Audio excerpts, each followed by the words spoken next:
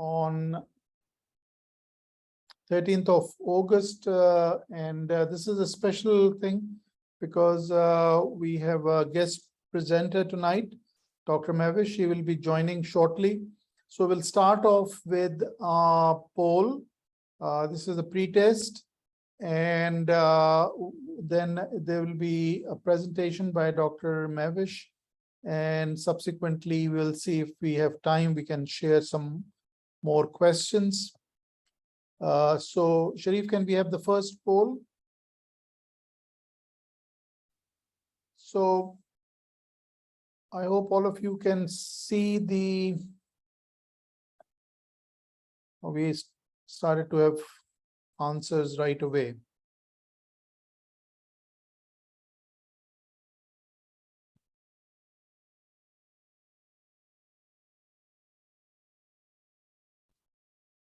Okay, so we have still about 30 seconds for you to answer. This is just a warm-up, a pretty straightforward question. I hope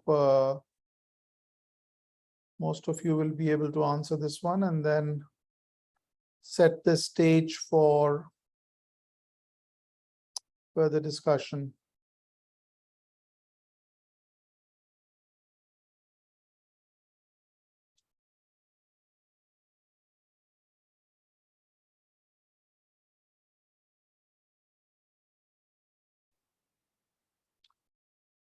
Okay, thank you. I think we should stop. A vast majority of 86% have correctly answered this question. Well, we all know that compliance is the change in volume of bladder upon change of pressure. So if the bladder is compliant, it will be able to store urine at low pressures. If it is not compliant, it will not be able to store urine at low pressures. Okay. And cystometrogram, or the filling cystogram, is the way to determine that.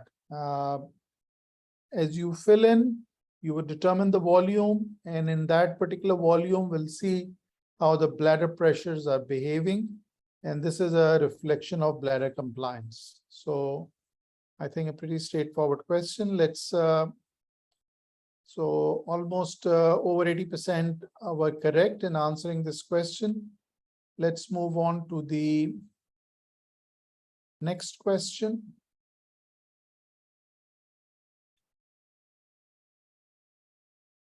So can we have the next question, please? Okay.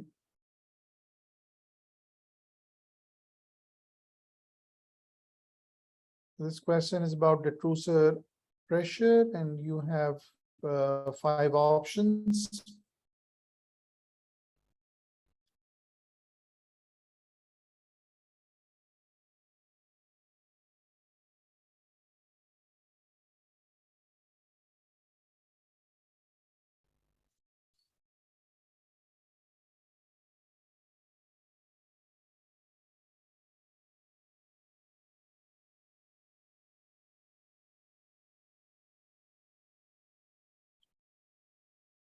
So we have 15 seconds to complete this poll. We have about half of the participants have voted so far.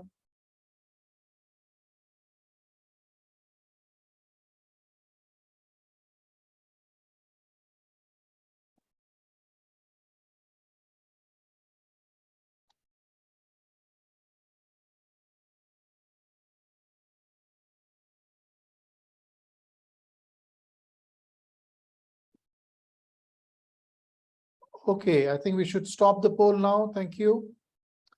Okay, about 70% of you have answered this question, and I can understand that you took some time to answer this question, and probably because of the long options that we have. So let's look at some of the answers that we have received. Some people, about 5%, 1 of 19, have voted in favor of can be measured directly via transurethral catheter. Now, detrusor pressure is not measured as a direct measurement. It is an indirect measurement in which the intravesical pressure minus the abdominal pressure. The intravesical pressure is measured by a catheter in the bladder. The intra-abdominal pressure is measured by the catheter in the rectum or vagina. And if you minus the intra-abdominal pressure from intravesical pressure, the other pressure left is detrusor pressure. So it is not a direct measure. Second thing, that answer number C, that rises abruptly and does not return to baseline with detrusor activity. Well, that's not correct. First of all, detrusor pressures do not rise abruptly baseline unless there is detrusor instability. But even if there is provoked rise in detrusor pressure, this is by movement or this is by coughing, etc., then they would come back to baseline immediately. So answer C is also wrong. Rises before the external sphincter relaxes in normal voluntary contraction. Again, that's quite obviously wrong. So the correct answer is that the answer is B, that it should remain near zero during bladder filling. And this is an indication that bladder is compliant. So the correct answer is B, and that the detrusor pressure remain near zero or almost to the baseline during the filling phase. Okay, so let's move to the next question.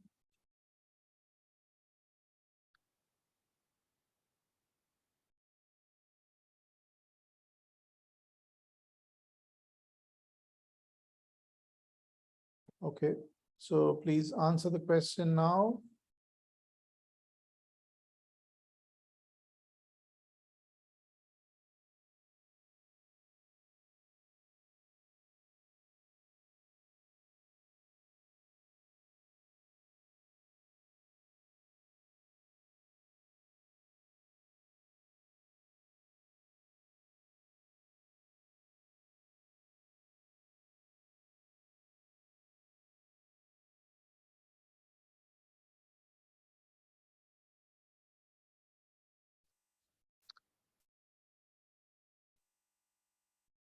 I will have 20 seconds left, and only 20% have replied so far.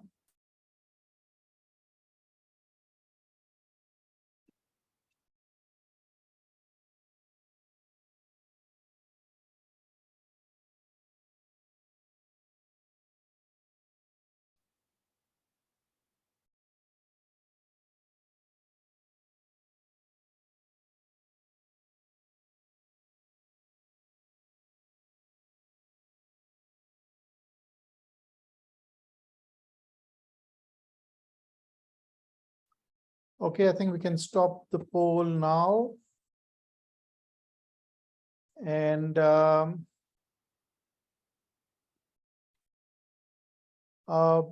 okay, so I think the two major answers that have come up in this poll is A and C.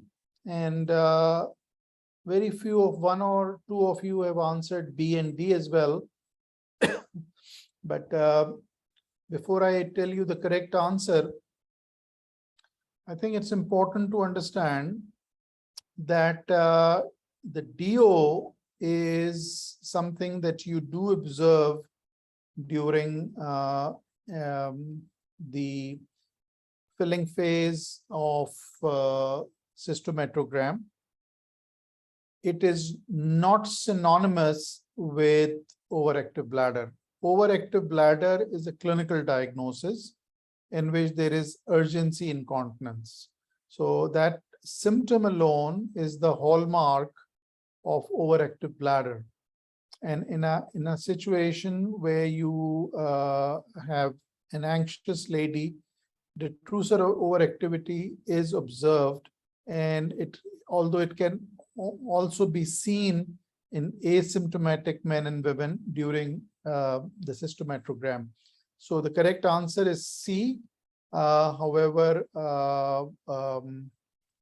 A was close, but remember that overactive bladder and detrusor overactivity are not synonymous, and one cannot be diagnosed on urodynamic. It is really a clinical diagnosis.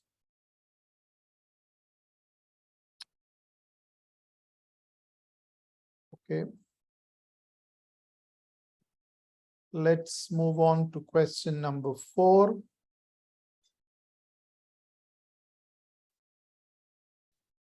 So the poll is starting now. Please answer the question.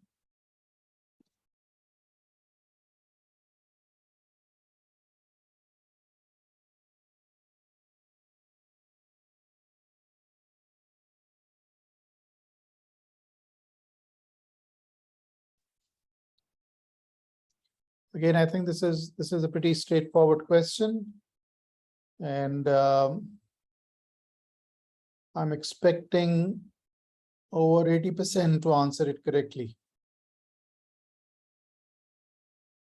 You have about 20 seconds to answer this question.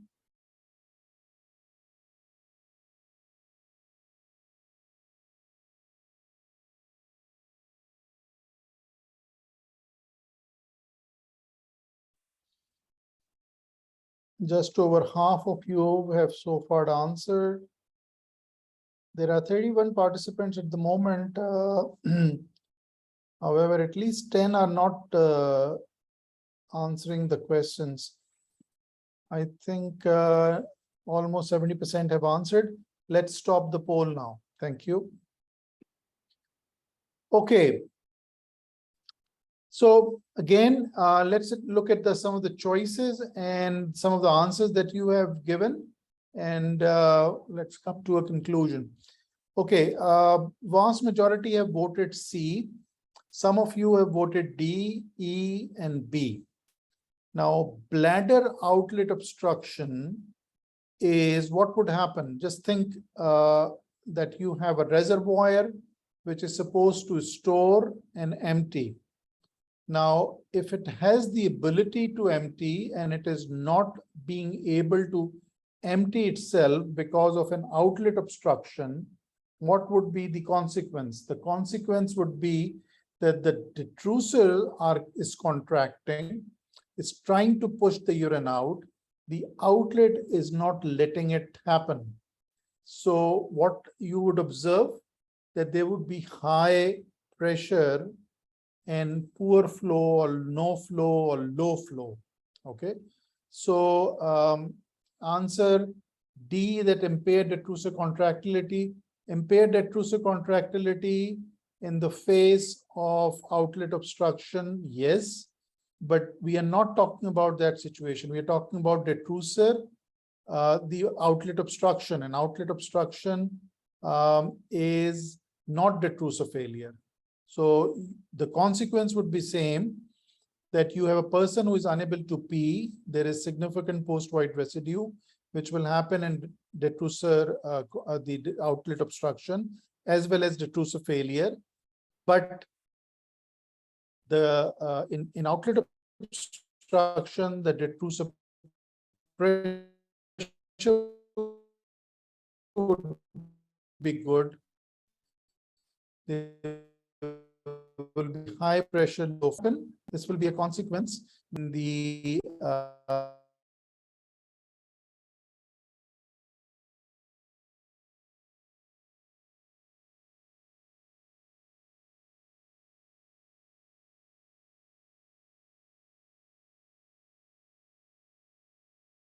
that their poor flow is not related to poor detrusor activity, but because of the outlet obstruction. And if you let the obstruction deobstruct them, they would not be P, even if you do a TUR, for example, in this person. So this is an important concept. So if there is any confusion, please do raise your hand or ask a question.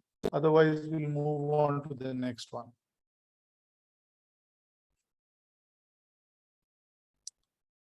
Okay, I think it's all clear to most of you. Let's move on to the next question, please.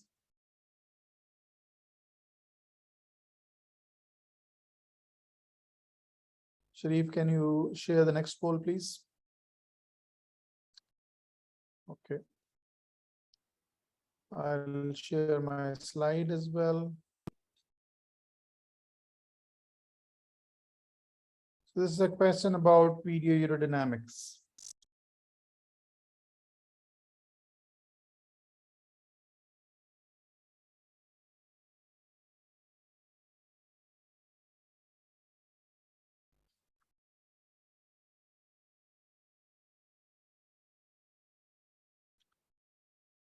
So you have 30 seconds to answer this question.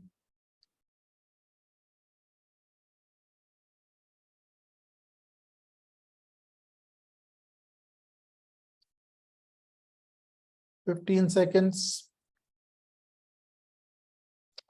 So there is no explanation. There's no case scenario. It's a straightforward question about video urodynamics. I don't know how many of you have access to or have seen video urodynamics.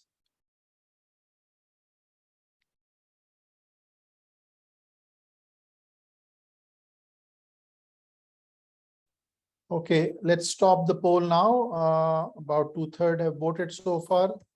Well, I think we need to have that talk from Dr. Mavish. We need to clarify certain concepts. Those of you who have no exposure to video urodynamics, they need to understand what video urodynamics is. Typically, what you use is saline going into the bladder, which is simulating filling of bladder with urine. If you replace that by contrast medium and you use a fluoroscopy, this urodynamics will become video urodynamics. Okay. Now, this is typically to see how your bladder behave. It is typically done in patients in whom there is a reflux issue. So you need to know whether there is a reflux, and the time where reflux starts to happen, your urodynamic study becomes null and void. You cannot really determine the lower tract function. The other indication is the other outlet, and the other outlet is your bladder neck. So if you look at these questions, answer C is the most probable answer, because video urodynamic is typically used to assess the bladder function. Say, for example, detrusor sphincter dyssynergia. Detrusor contracting, sphincter relaxing, and then detrusor contracting and sphincter closing. So this is typically what happens although typically you also need electromyography or urethral pressure profilometry to make a finer diagnosis of this condition, but it can be suggested by video urodynamics as well. So video urodynamics is simply replacement of contrast medium in the bladder rather than the saline, and you can actually see that contrast medium like a micturating cystourethrogram to see what is really happening to the bladder neck. So if you look at the options, some of you have voted in favor of A. Well, video urodynamics sounds a bit sophisticated, but it is not a precise manner in which you measure lower tract dysfunction. And again, in an MCQ, if the word all comes, you have to be really suspicious and careful in choosing that answer, because there is hardly anything in medicine which is seen in all. Two of you have also voted that it determines and confirmed detrusor overactivity. Well, detrusor overactivity can be judged even by regular cystometrogram, and you don't really need to have video urodynamic, doesn't add anything further to the diagnosis. Okay, so let's move on. So the correct answer was C. Sharif, can we move on to the next poll, please?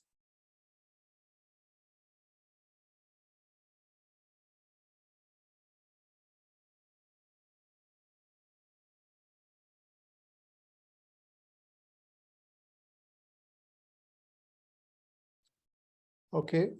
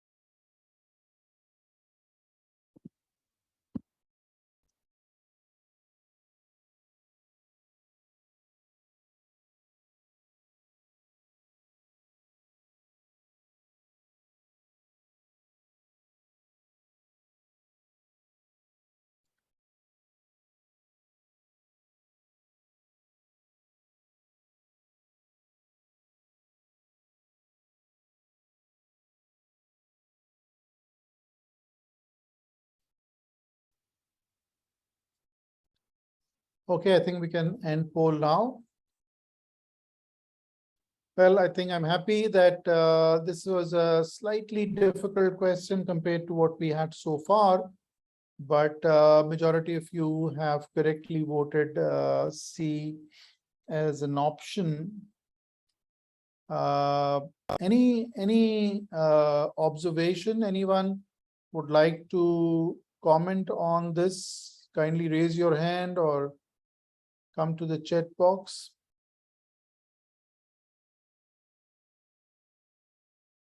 Is C the correct answer, which most of you have voted?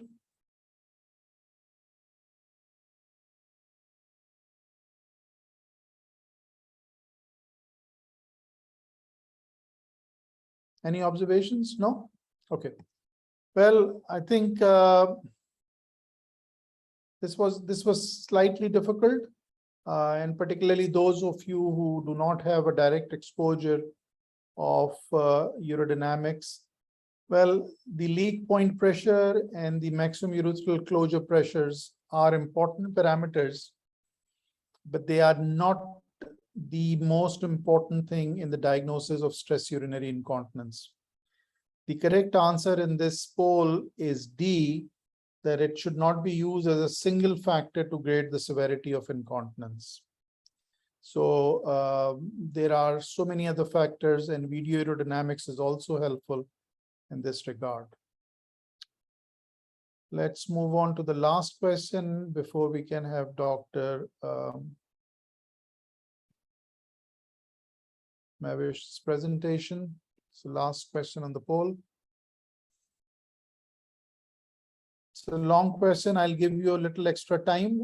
It's a long stem. So carefully read the questions and answer, type your answer.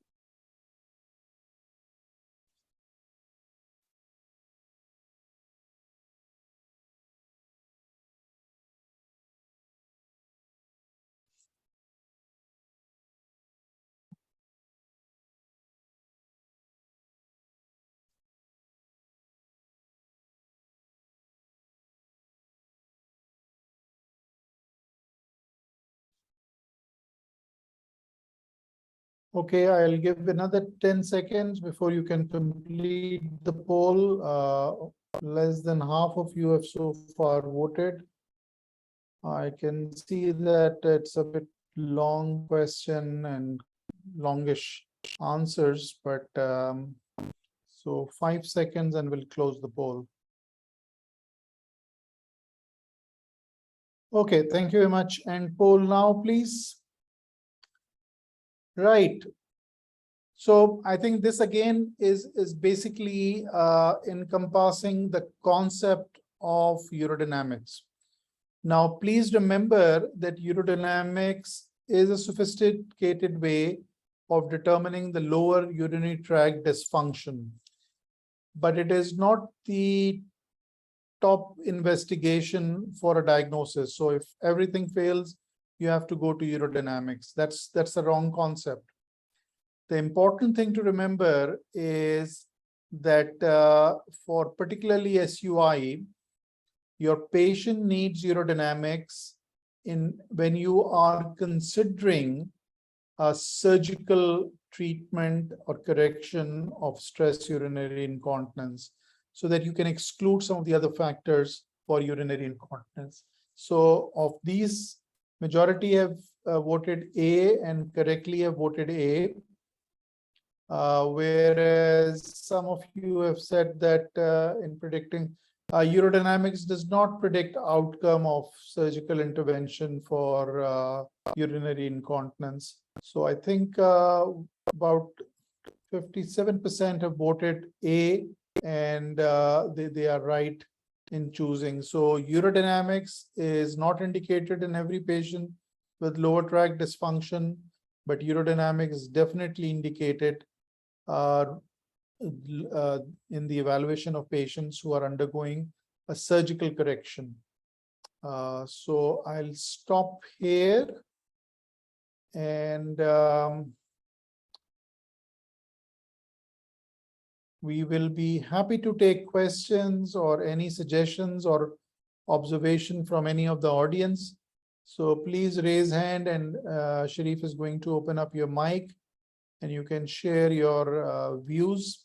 Kindly open up your camera as well when you're speaking, so we know who is saying anything.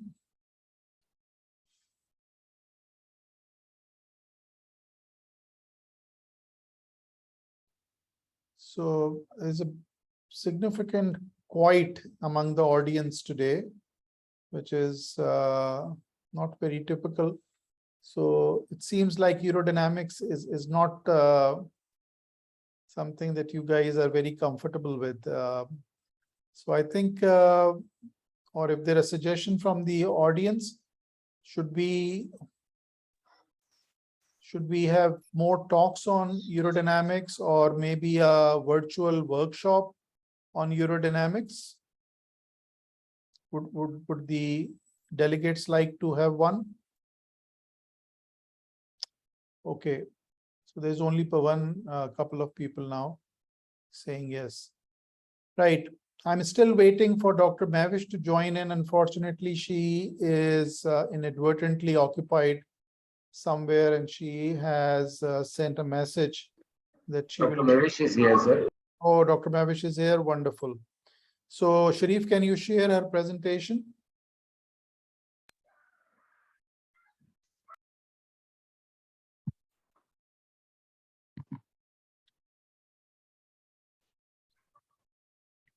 Okay, I don't think that Mavish needs any introduction. She is a consultant urologist at South Tees Hospital, Leeds, and she has graduated from AKU residency with her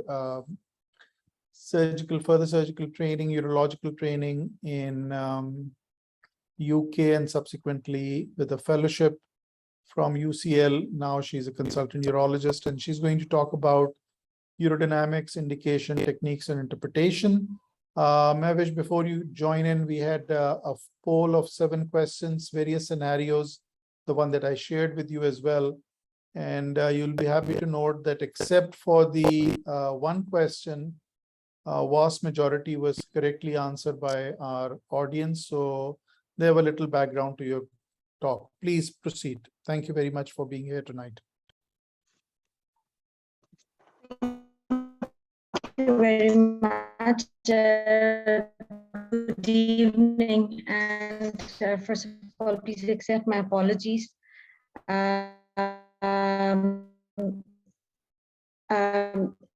you for the invitation and having me again. So I understand the urodynamics is not a topic which is comfortable, and it's a common theme since ever my training. So I try to clear some of the concerns. So there's nothing to disclose. So when we are assessing the lower urinary tract symptoms or dysfunction, what we basically assess, we look at the symptoms, the impact of those symptoms on the quality of life. And as we suggest, urodynamics come quite down the line in that assessment. So you go ahead with history, examination, baseline dynamics. Urodynamics is just not an invasive test. So there is another term. I'm sorry to interrupt. I think there is a bit of a problem with your connection, so your voice is quite broken. I don't know if you can do anything about it, but we can't hear you properly. Let me change the. Yes, I think we should wait if there's a possibility of changing your Wi-Fi. I have changed to another one. Is it Oh, any wonderful. better? Yeah, this is much better. Please proceed. Okay, Can we great. go into the presentation mode? Yeah. Is it wonderful? Can you see the PowerPoint? Yeah, right. Yes, perfect. So the non-invasive urodynamic testing is basically about the simple tests such as flometry and ultrasound assessment of the residual urine. And then we go ahead with the basic urodynamics, that is a cystometry test. And this is divided into two phases of filling cystometry and avoiding cystometry.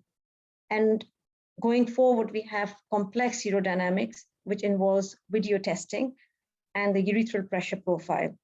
And the advanced urodynamics, which is done in the conditions where your basic and complex urodynamics is unable to answer the question, then we do ambulatory urodynamics and involving the neurophysiological test.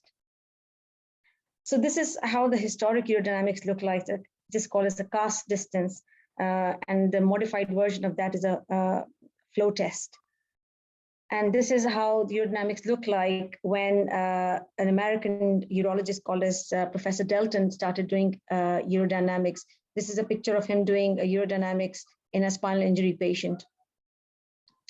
So what are the indications? The indications include the assessment of low urinary tract symptoms, assessment of incontinence, neuropathic bladder dysfunction, and assessment of patients going ahead with renal transplant, both pre and post-operatively. A variety of low urinary tract symptoms can be assessed with urodynamics, starting from bladder outflow obstruction, bladder overactivity, incontinence, differentiating between detrusor overactivity versus sensory urgency, and assessment of painful bladder syndrome. In neuropaths, the question is about the safety. So there are two specific questions when you're doing urodynamics in neuropaths. It is about assessing safety and also planning the management of these patients. What does the National Institute of Clinical Excellence suggest about urodynamics indication? So we must not do urodynamics before adequate trial of conservative treatment.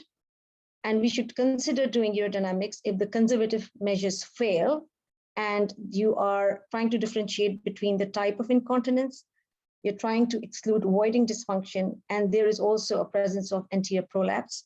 You are you have a patient who has previous stress urinary incontinence or any other anti-incontinence surgery in past, and the patient still suffers with low urinary tract symptoms, and you want to know the answer, what is going on in the bladder.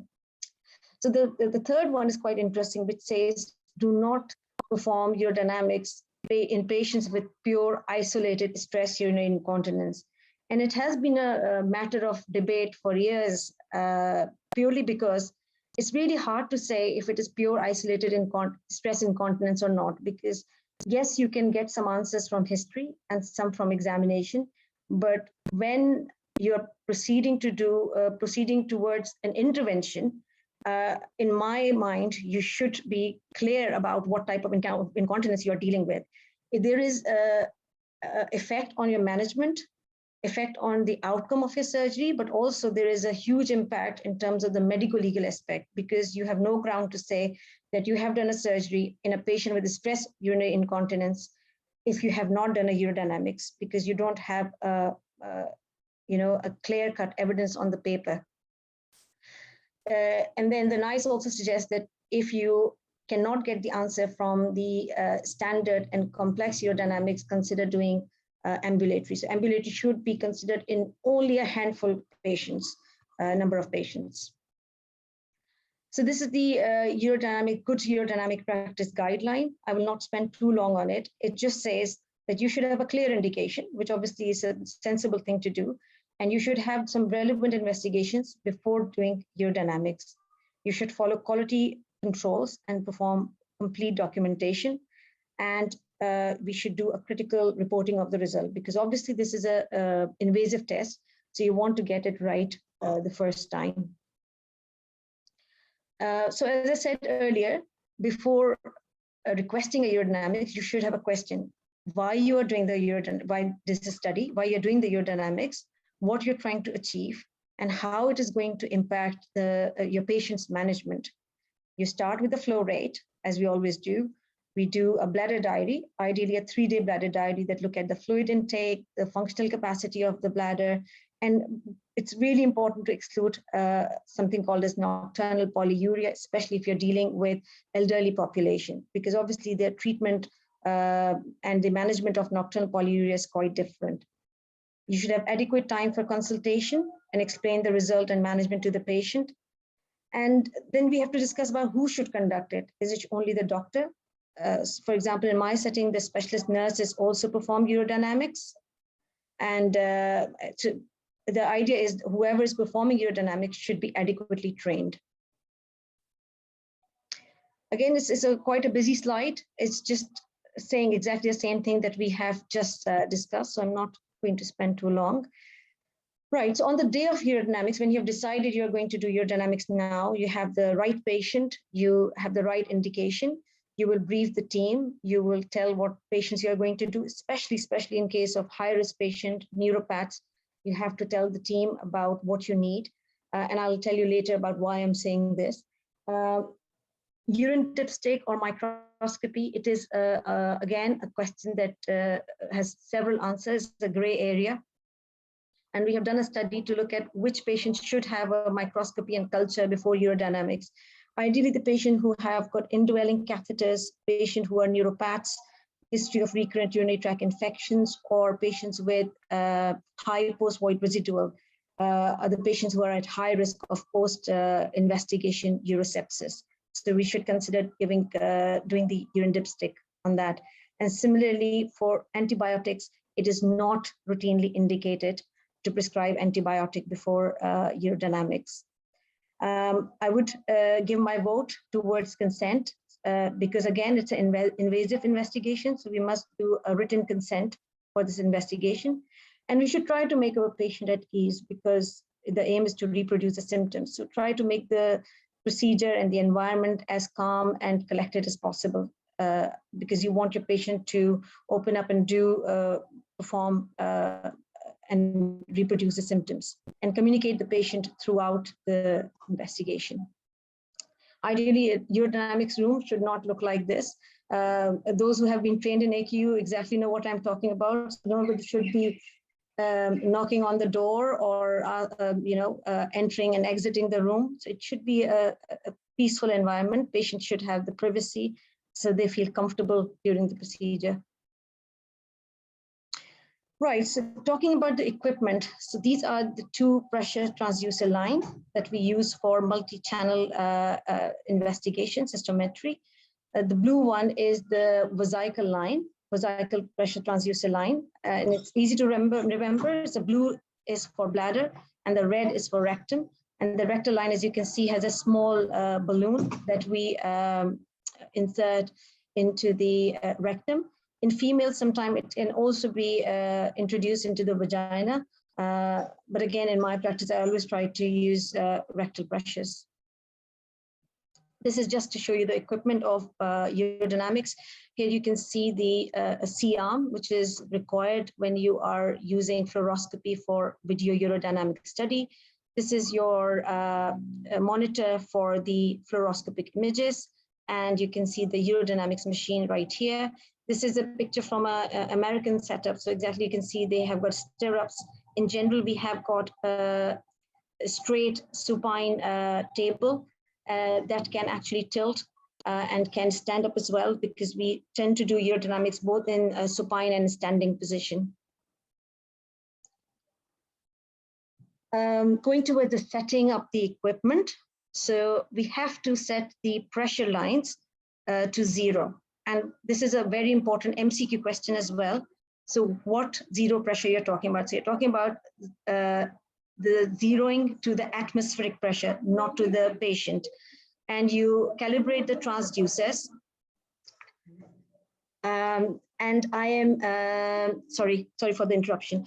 So you calibrate the transducers and the pressure, I'll show you the syringes that are used. So these are attached to a pole, and the level of this should be at the symphysis pubis, the superior edge of the symphysis pubis. All leaks and bubbles should be eliminated. And let me show you this. So we flush all the bubbles, and then we close it to the patient, which means the line is only open to the atmospheric pressure, and you bring the pressures to 0. And then you start the study. If the pressures are not zeroed to the atmospheric pressure, it means your study is not valid. The pressures you are getting are incorrect, and which is quite crucial. If you get it wrong, it means you are making a wrong decision about patient's management.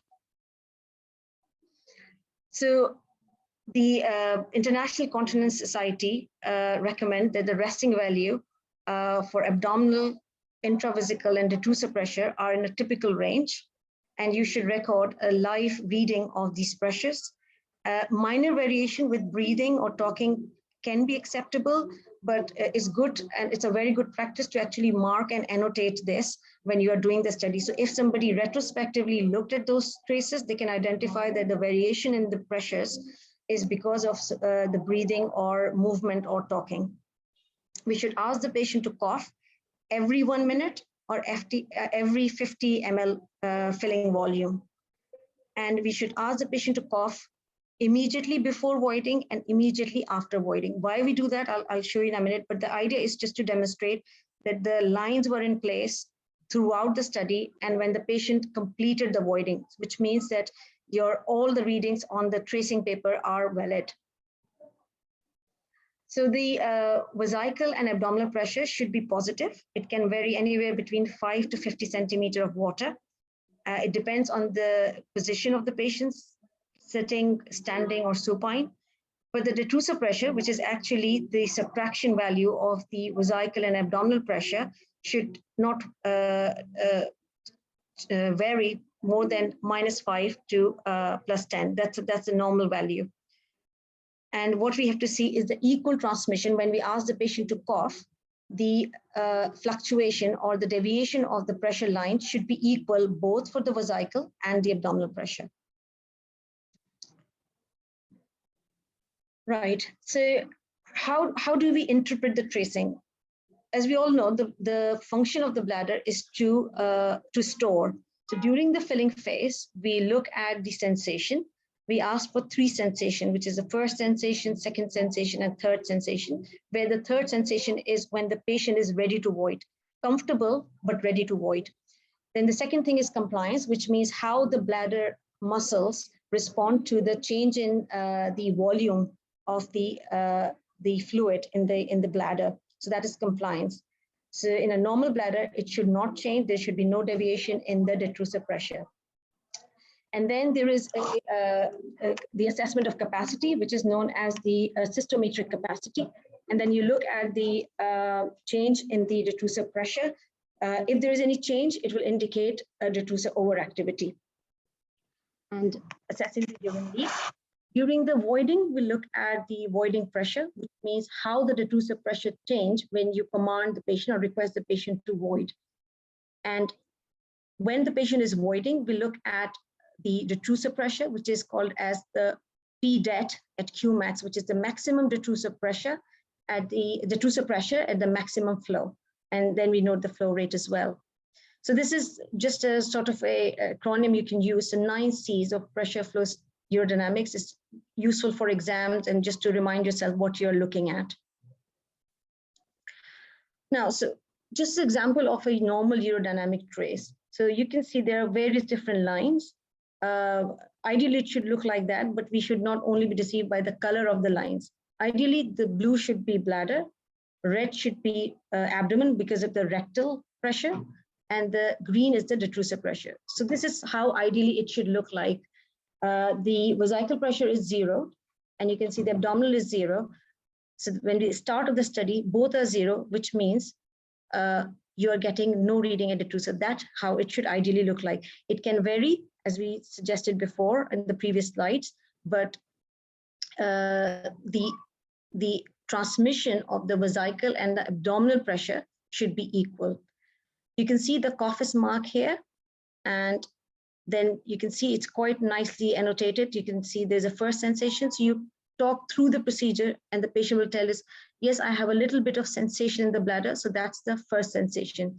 The second, I typically give the patient examples. So if you're shopping out and about, and what point you will start looking for the toilet, right? So that is the second sensation. And the third is when you tell the patient, if you are at home, you're doing something, when you will stop and you'll say, I need to go to the toilet. So that is when you're comfortable, you're at your home, but you're ready to go to the toilet. So these are the sensation. And then you can see that the capacity is marked here, so which is called a cystometric capacity. The reading you get on the bladder diary, it's a functional capacity. The reading that you get in the urodynamics is the cystometric capacity, and the reading that you get when you're doing the examination under anesthesia, so that is called as anesthetic bladder capacity.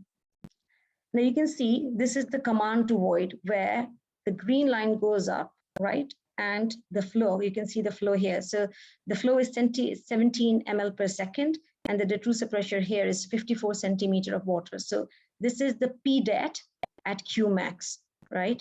So you can see during the filling phase, we look at a couple of things, which are sensation, compliance. You can see there is a flat detrusor line, which means there is no change in the pressure, and bladder behaved quite nicely when we were filling up the bladder. Right, so this is not a very good trace, but again, it's showing you more or less the similar thing. I'll try to find a better trace here. So this is not a normal trace, but again, it will show you that the abdominal and vesical pressure, right, they are similar transmissions, similar pressure values, and detrusor is all right here, okay? But at this level, you can see when it starts filling up, here, the bladder pressure starts going up. And we'll talk about it, what exactly is happening here. So this is the loss of compliance, and you can see that with some changes in the detrusor pressure, when it goes quite high, you can see some leak here, which means it is a urodynamics proven detrusor overactivity, because we have to be very clear about the terms we are using. If you're saying OAB, it is a symptom, but when you're talking in terms of urodynamic finding, you will say urodynamics proven detrusor overactivity. Because I would highly recommend you to go through the ICS recommended nomenclature, because that's really important that you're using the right term. Okay, again, you can see that it's not very nicely zeroed, but it was more or less showing you the equal transmission. But here, when the detrusor pressure start going up, you can see small leaks. When actually the patient is not requested to void, these are the leak because the detrusor pressure is going up.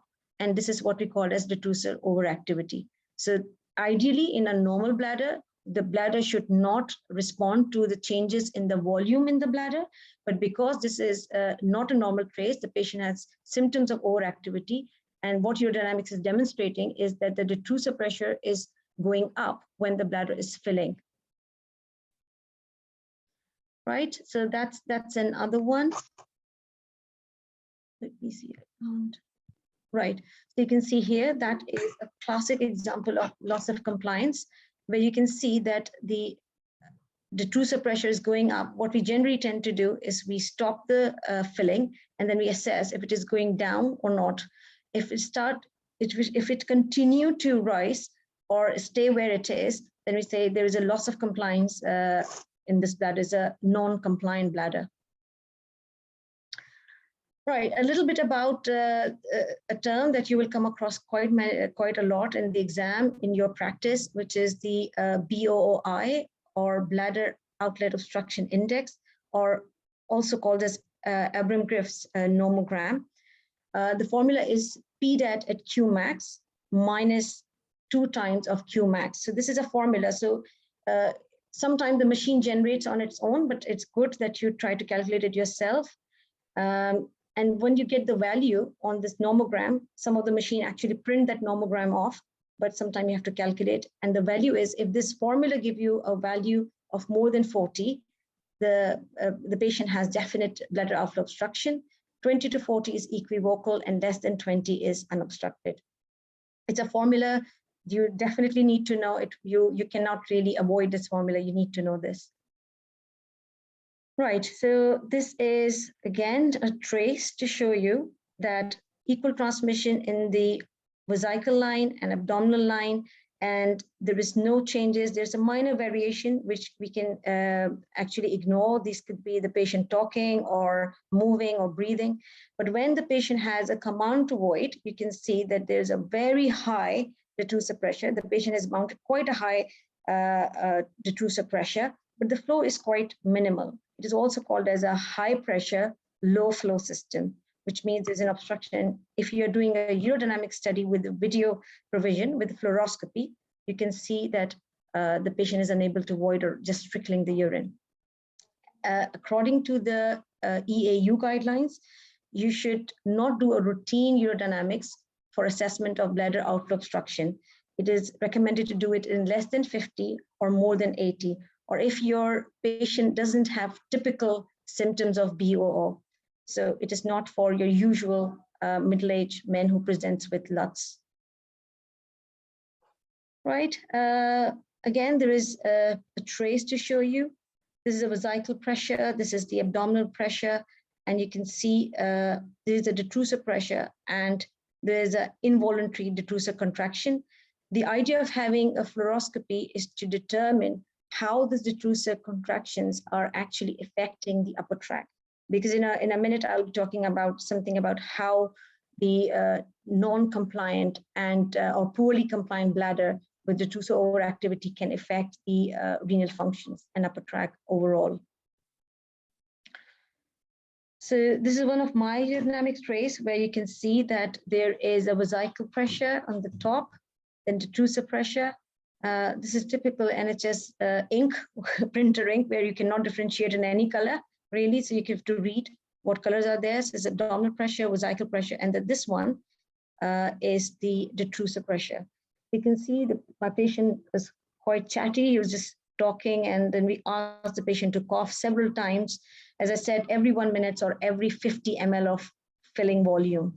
And you're filling up the patient, and then here, I turned on the pump again because I turned off the pump here because I noticed a little bit of loss of compliance here. So I turned off the pump to differentiate it is a loss of compliance or is a DO.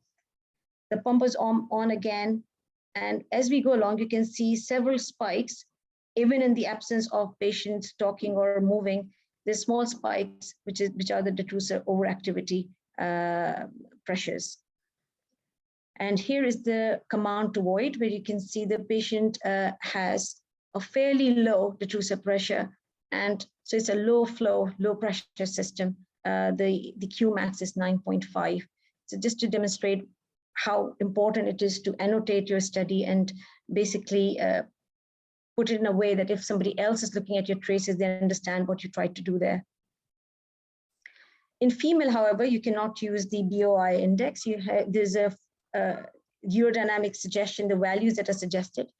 So if the flow rate is less than 12, or if the detrusor pressure on voiding is more than 25, you consider that it's a bladder outflow obstruction. But there are various factors in females that you have to look at, because anatomical obstruction is not that common in females. So there's a whole big topic that we can talk about if we want to discuss female bladder outflow obstruction. Right. Another trace to share here, you can see there's a vesical pressure, abdominal pressure, and detrusor pressure. So just to simplify, if you're looking at urodynamic trace, what you're looking at, 3 lines and 2 phases. So the 3 lines, vesical, abdominal, detrusor, 2 phases, filling and voiding. What you're looking in filling is you're looking at how the pressures are behaving when you're filling, when the patient has sensation, did the detrusor pressure change during the study? And if it changed, does it result in any urine leak or not, right? And then when you ask the patient to cough or do Valsalva maneuver, did the patient leak, to assess if there's any component of stress incontinence, right? So here you can see, again, a very high detrusor pressure and fairly low flow. But if you are getting this sort of picture in females, you have to see if there is anything that is causing a physical obstruction, such as paraurethral cyst, urethral diverticulum. We see that quite often in urethral diverticulum, but it could also be something as simple as urethral stenosis. Right, probably skip that in benefit of time. Right, so a special consideration for urodynamics in neurogenic patients. You have to be careful in these patients because of the risk of the artifacts. If there are artifacts, try to repeat the study in the same setting, because these patients are quite difficult to bring to the hospital. What could be the reason? There could be contractures, body posture, fecal impaction.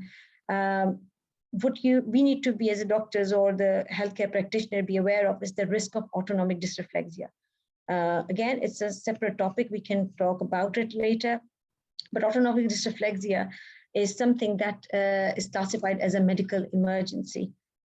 So we have to be careful about the temperature and the filling rate. In neuropaths, the recommended rate is 20 to 25 ml per minute.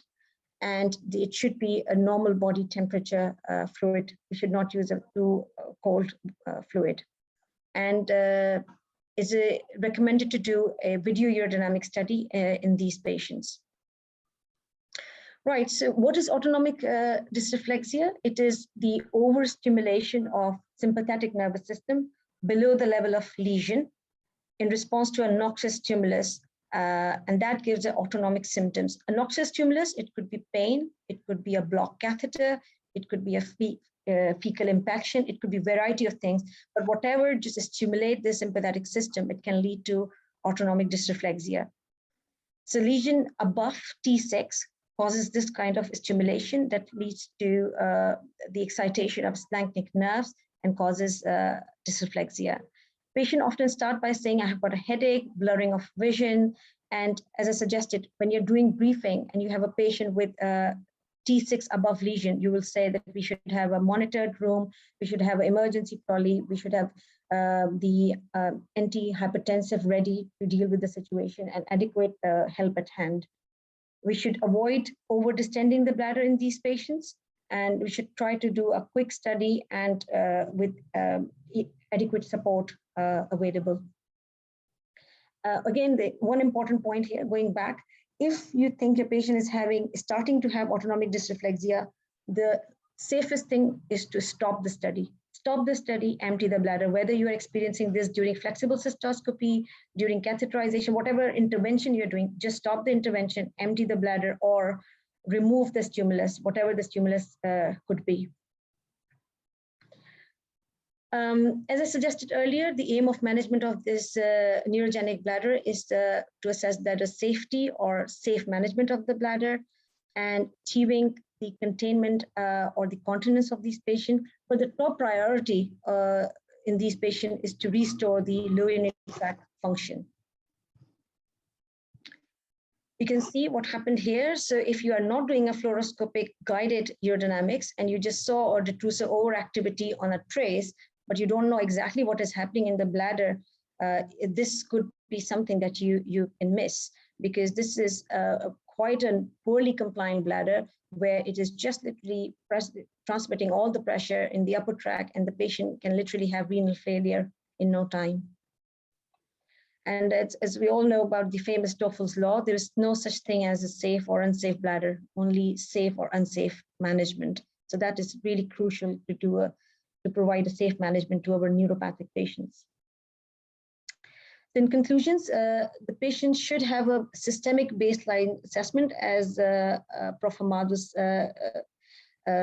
contemplating before, that it is not the first investigation we should think of. We should go ahead with the proper history examination and basic non-invasive investigation. And we should focus on individual problem. You should ask the question why we are doing it. And we should consider doing this study whenever we are going towards an invasive approach.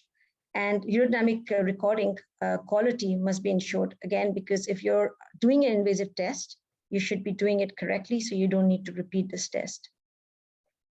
Getting the best out of urodynamics depend on various things, such as doing on the right patient. Exactly, if you're doing it, try to find the appropriate patient, appropriate indication, and perform the correct test. You have to find out, do my patient need just a plain cystometry or a video test or an ambulatory test? And we should be able to interpret the result properly. It's a matter of time. When you start looking at various urodynamic traces, you will get more comfortable, and you will be able to interpret the results better. So I will leave it here because in the interest of time, I think it's more important to do the discussion. So thank you very much. It's all from me. Okay, thank you, Mavish. I think that's a very comprehensive talk, and I think you have touched upon most aspects which are practically important, shared tracings to clarify concept. We have a few questions, and there was initially a question about how important it is to have sterile urine before proceeding with urodynamic evaluation.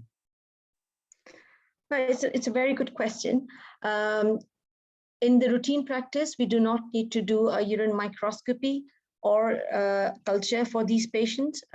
You should do sterile. Well, we don't go after sterile urine.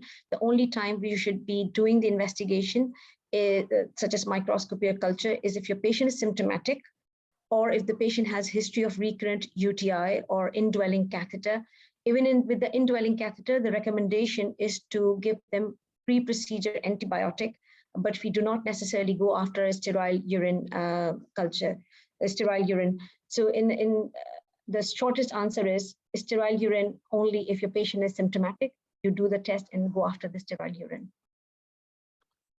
Yeah, so I agree. I think it's sometimes difficult with bad neuropathics to really achieve a sterile urine, particularly patients who've got Foley catheters or other indwelling catheters in place. Okay, so there's a question about ambulatory urodynamics, and Zara wants to know more about when it is indicated. Probably that's the question. It's quite self-explanatory what it is. But when do you ask for an ambulatory, which is obviously a very labor-intensive investigation? So it's a good question again. So ambulatory urodynamics, as I suggested, is type of advanced urodynamics, and it is usually considered if you have done complex urodynamics before, such as filling and voiding cystometry and video urodynamics study. Or if they are either unable to give you the answer, or the answer you're getting from the urodynamics does not match with your patient's symptoms. So you really want to know exactly what happens with the patient when they are in their comfortable environment. So we send them off and they go into their normal environment, and then we try to reproduce the same symptoms. So either inconclusive previous urodynamic results, or if the urodynamic results does not match with the patient's symptoms.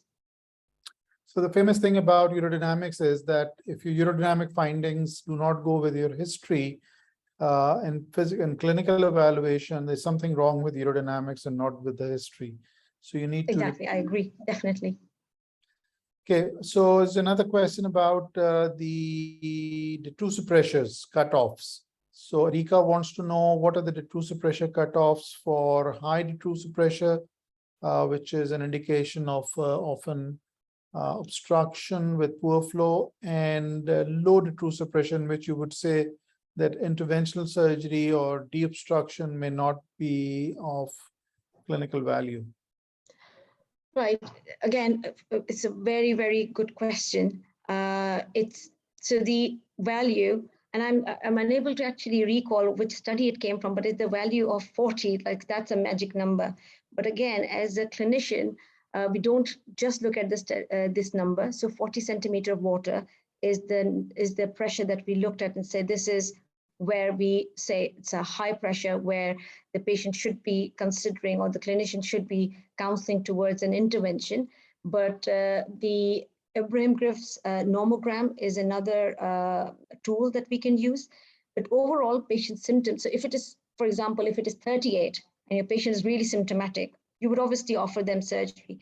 But the differentiation is you are talking about a very low pressure. So patient is typically presenting as a bladder outflow and you're getting a reading of 20, as Dr. Moss suggested, it means there's something wrong with the urodynamics. It's not, so the history and the investigation result doesn't match.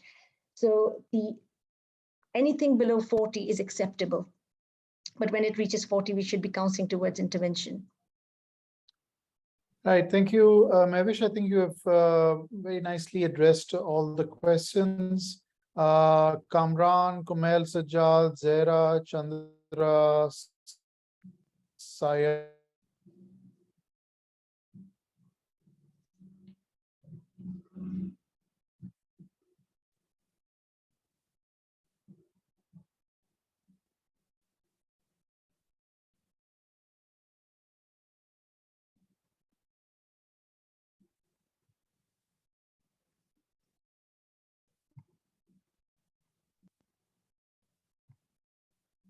Office.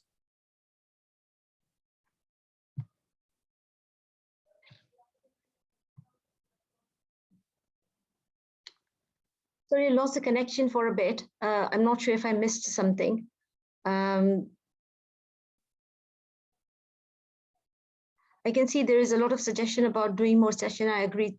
We should probably be doing a longer session with maybe some try to do something. I know it's not possible to do hands-on, but something virtually hands-on where I can show you the equipment, and I hope that would be more helpful.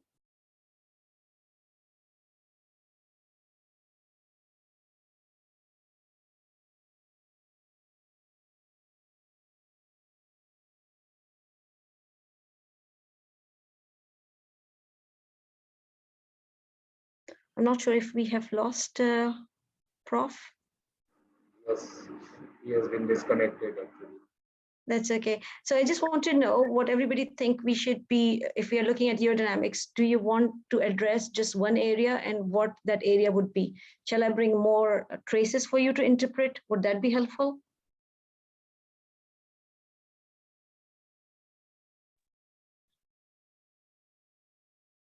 Yes, I think probably I'll bring more traces and we should let you guys go through the traces. And I think that is the only way I found it more helpful, where somebody sit with me and we go through the traces.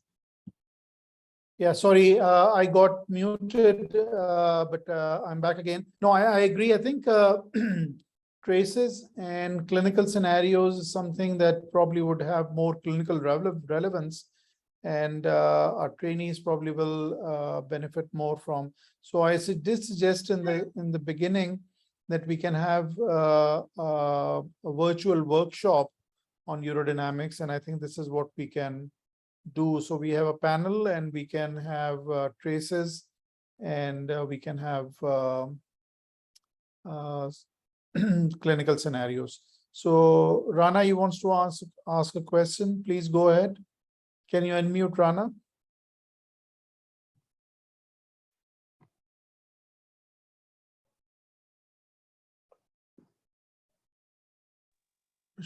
Yeah, go ahead, Rana. Ji, Assalamualaikum everyone. Thank you so much, Dr. Mavish. That was very enlightening. I don't really have a question, just a suggestion. Definitely, these traces are very interesting to see, and then they help us learn a lot.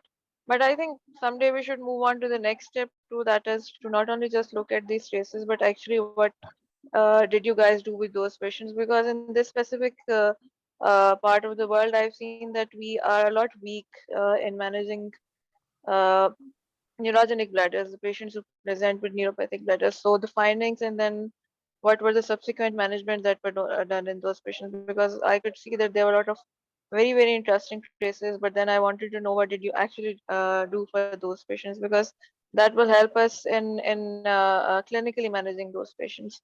So I think someday we should talk about that too. Yeah, I think that's a great suggestion, Shane, because that's exactly where the interest develop, what happens with these patients.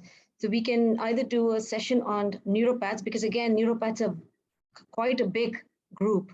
So which part of which neuropath we are talking about. So we can probably do a session on spinal injury, and then we can have a session on non-spinal injury patients, such as diabetics and multiple sclerosis and those kind of patients. So that will be an interesting session. Okay, thank you very much. And I think it has generated a lot of discussion and a lot of enthusiasm among our trainees. Time to wrap up for this evening. So a message of Independence Day. Congratulations to all of you. We'll hopefully meet again in the next 2 weeks. So until then, take care and Khuda Hafiz. Thank you very much.